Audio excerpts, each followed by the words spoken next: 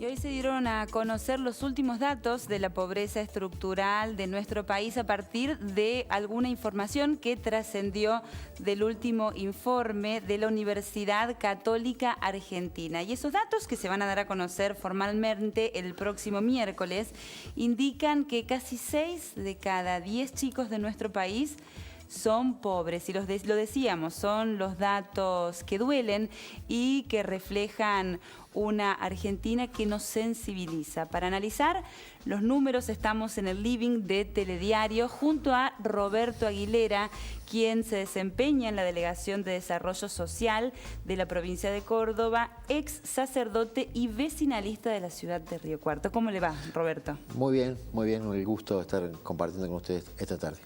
¿Tuvo posibilidad, Roberto, ya de aproximarse a los números que trascendieron del informe de la UCA? Sí, estuve viendo, estuve comparando con algunos otros números que había dado el INDEC y esta universidad en otro momento.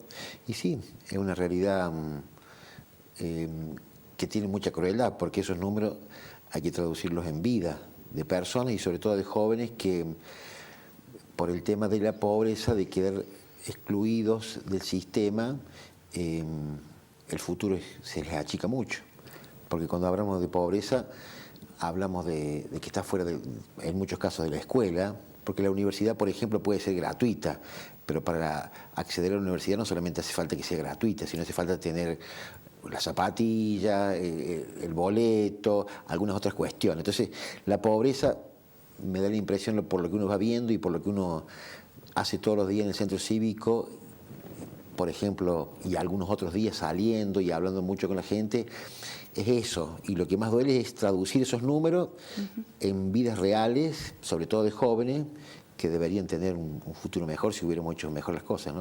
Si a usted le parece, y si le parece, Jorge, vamos a repasar los datos formales que se dieron a conocer, y son los datos del Observatorio de la Deuda Social de la UCA. Los datos corresponden al año 2016 e indican que en la Argentina casi 6 de cada 10 chicos menores de 18 años son pobres. Unos 7,6 millones de niños, el 58,7%, no cubre las necesidades básicas como alimentación adecuada, vivienda, educación y asistencia médica. Las privaciones en 2016 llegan al 15,4% en estimulación y educación, 18,8% en acceso a la información, 22,7% en acceso a la salud, 25,2% en vivienda, 17,8% en saneamiento y 8,7% en acceso a los alimentos. Comparativo. El dato es igual al registrado en 2015. En 2010 marcaba un 63%. Entre 2010 y 2016, afirmaron en la UCA, se avanzó en el campo del saneamiento, acceso a la información y educación. Sin embargo, no hubo progresos en el espacio de la vivienda, la salud de calidad y las carencias más graves en el acceso a los alimentos. Y hablaba recién Roberto de las cuestiones como el acceso a la educación, el acceso a la vestimenta, y de eso se trata, ¿no?, cuando hablamos de pobreza estructural, de un montón de otros factores que exceden lo estrictamente alimenticio. Sí, exactamente, me parece que es eso, porque cuando uno dice pobreza habla de un montón de gente que no tiene para arreglar una pieza o no tiene como para acceder a tomar un colectivo o para comprarse lo que necesita un joven, lo que necesita para vivir, ¿no? Se piensa en el costado económico, digamos, claramente, ¿no? Es lo primero que uno imagina. Claro, por ahí yo tengo una imagen que me ha quedado de visitar algunas familias que uno visita por esta cuestión de desarrollo social del Ministerio de Desarrollo Social de la provincia, y veía una nena de unos 12 años que le cortaba el pelo a la mamá, ¿no? Y bueno, la mamá hacía lo que podía, no se lo cortaba bien el pelo. Sí.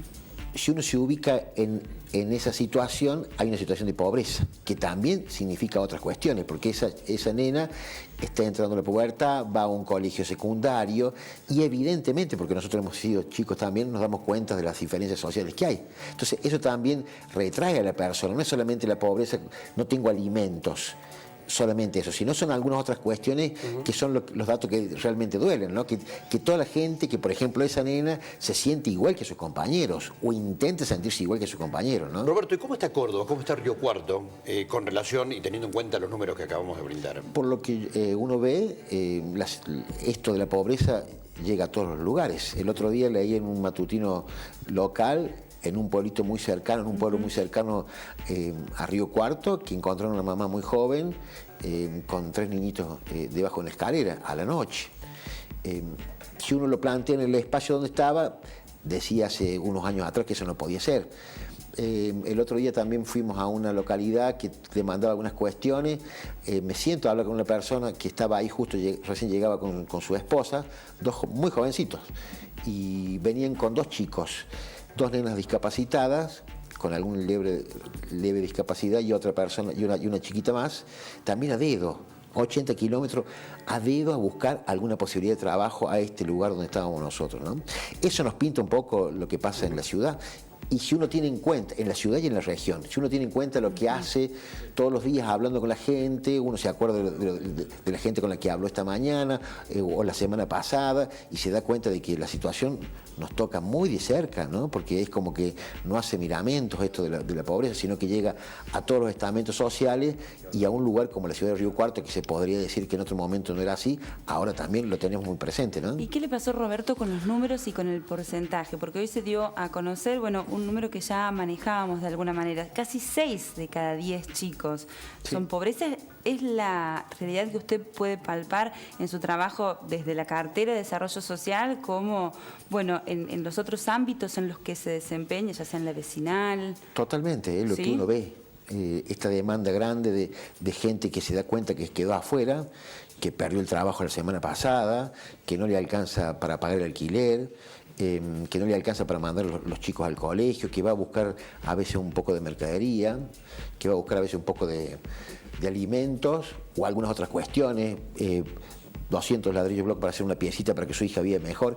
Esa es la realidad. Lo que pasa es que uno tiene el problema de que esa realidad, esos números, lo ponen en rostro, ¿no? Y eso es lo que más duele. Pero bueno, habrá que dejar esto del dolor y pasar a ser más efectivo en la ayuda, capaz, ¿no? Roberto, ¿percibe usted que tal vez la gente a veces se vuelca desde las pequeñas poblaciones hacia la ciudad más grande en busca de esas posibilidades, creyendo que tal vez la ciudad le va a brindar lo que una población o un pueblo no le brindan o lo que no consigue realmente? Sí, hay también fruto, supongo que de estos índices de pobreza, un montón de gente, como el caso que yo citaba recién, de gente que va peregrinando de un pueblo a otro, y mucha gente que viene de la ciudad de Río Cuarto. Si ustedes se dieron una vuelta a lo mejor por los lugares donde tienen acogimiento para la gente que está llegando, eso se lo dirían. Todas las noches se va renovando la gente que viene de paso, que va buscando hacia otro lugar, o viene a la ciudad de Río Cuarto a ver si encuentra mejores condiciones de trabajo, consigue algún terrenito para hacerse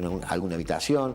Eso pasa habitualmente y también es fruto de la situación social que estamos viviendo, ¿no? Es producto quizás de la falta de contención que se les puede brindar en los lugares de origen a esa gente, y por eso salen en busca de esa posibilidad a las grandes ciudades, ¿o no? El ministro de Desarrollo Social apenas asumió, a mí me quedó esa frase,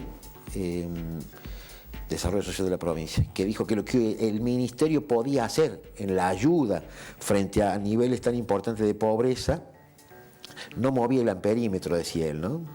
¿Qué podemos hacer? Bueno, colaborar con un módulo de alimentos, con un pasaje, con un subsidio, con distintos tipos de ayuda, pero el problema de fondo es que la gente no tiene trabajo. Ese es el problema más grave y que no lo solucionamos con 200 blogs, 3 bolsones, 2 pasajes, 2.000 pesos de un subsidio. No lo solucionamos con eso, solamente estamos acompañando. Y me parece que esa definición del ministro en su momento sigue siendo buena, ¿no? Y acertada. Además, tener en cuenta que cuando hablamos de pobreza estructural estamos hablando de profundas falencias en la salud y en la educación. Solamente se sale de ese tipo de pobreza estructural atendiendo a estos dos ámbitos que no se solucionan con un programa, con un subsidio, con la entrega de un bolsón. Si bien todos estos programas que tiene en este caso el Ministerio de Desarrollo Social de la provincia ayudan y acompañan, no nos podemos engañar ni nos podemos llamar a engaño, ¿no? Son un acompañamiento un intento de estar lo más cerca posible y uno como funcionario tiene que hacer el esfuerzo que le dé la cabeza para idearse algunas cuestiones, aparte de lo que está haciendo, para ver cómo llega mejor a ayudar a la gente, pero también es cierto que hay que verlo con la real dimensión que tiene. Son acompañamientos, auxilio para acompañar a la gente en este momento. No le solucionan el tema. El tema pasa por otro lado, pasa por esta transferencia de dinero que hay de los sectores más humildes a los sectores más poderosos, pasa porque no se genera trabajo, pasa porque a veces de las crisis algunos la sufren y otros también se benefician mucho con la crisis, ¿no? Porque hay un montón de gente que demanda trabajo, en cambio, en vez de pagar 800 pesos por día o 600, toman un empleo por 400, ¿no? También alrededor de nuestra ciudad también hemos visto casos de gente que estaba trabajando en forma esclava, como le dicen ahora. Bueno, estas situaciones también pasan. Son todos frutos de la humanidad y de la crisis que estamos viviendo, ¿no? Ahora, ¿será posible en algún momento revertir esto? Digo, ¿cómo es posible que en un país con tanta riqueza realmente, y si hablamos de la zona, particularmente de nuestra zona, tenemos que decir exactamente lo mismo, ¿cómo es posible que de repente nos encontremos con estas cifras, a las que aludíamos hace momentos nada más? Tantos pobres realmente. Tanta gente que no tiene para satisfacer sus necesidades básicas. ¿Cómo revertir esto? Bueno, uno en primer lugar no debe perder la esperanza, ¿no? Aunque a veces uno declina en esto de ver, y bueno, y también tratar de encontrarle alguna salida desde el ámbito donde uno maneja. Todo lo demás no depende de uno, no está uno cuando deciden en las altas esferas de los gobiernos qué se hace con la economía, para dónde vamos, a quién beneficiamos y a quién no. El papel que nos toca en este caso es muy mínimo, pero ojalá que los dirigentes políticos de mayor nivel puedan ver esta situación que tiene que doler en el alma, porque no es posible vivir rodeado de gente que la está pasando tan mal, ¿no? Roberto, recién cuando repasábamos los números de la UCA, sostenía el informe, lo que trascendió del mismo, que los números para 2016 son exactamente iguales a los números de 2015. Usted, ¿qué percibe del movimiento de la demanda social? ¿Cómo le viene percibiendo? ¿Se mantiene? ¿Ha disminuido? ¿Aumenta? Para mí aumenta. Para mí aumenta. Si uno lee lo de la UCA y lee lo del INDEC, lo de la UCA que hace un análisis con más dimensiones, polidimensional se llama, donde analizan la salud, el acceso a la vivienda y algunas otras cuestiones, y el INDEC solamente salarios y lo que puede comprar con ese salario en cuestión de alimentos, uno va viendo que la situación para mí está en aumento, por lo que uno percibe en el ámbito limitado donde uno se mueve. ¿Por qué? Porque esto me parece que hoy tengamos el 2% de inflación, el 1.7%, habría que preguntarse qué significa eso en la cantidad de gente que queda fuera del sistema, ¿no? Y esa gente que está empezando a quedar afuera del sistema, que a lo mejor quedó el año pasado sin trabajo y que hoy todavía la está tirando un poco con algunas cuestiones. ¿Qué va a pasar con esa gente cuando ya no se le acaben los ahorros, las cosas que tiene para vender? Porque también eso es cierto, mucha gente toma lo que tiene, va vendiendo su motito, su auto, se va achicando. También eso es parte de la realidad, ¿no? Entonces me parece, por lo que yo veo, es que esto va creciendo, ¿no? Ojalá que en algún momento llegue y se corte, ¿no? Y que deje de crecer y que se pueda revertir esta situación que sufren tanta gente, ¿no? Pero me parece a mí que la demanda, por lo que uno ve, está creciendo. Le pregunto, la provincia, digo por el área que usted tiene a su cargo, ¿está realmente preparada para poder de alguna manera satisfacer las demandas de la población? Bueno, estamos trabajando todo lo más posible con el tema de la tarjeta social, que apunta a acompañar y aliviar la situación alimenticia de algunas personas, de algunas familias, ¿no?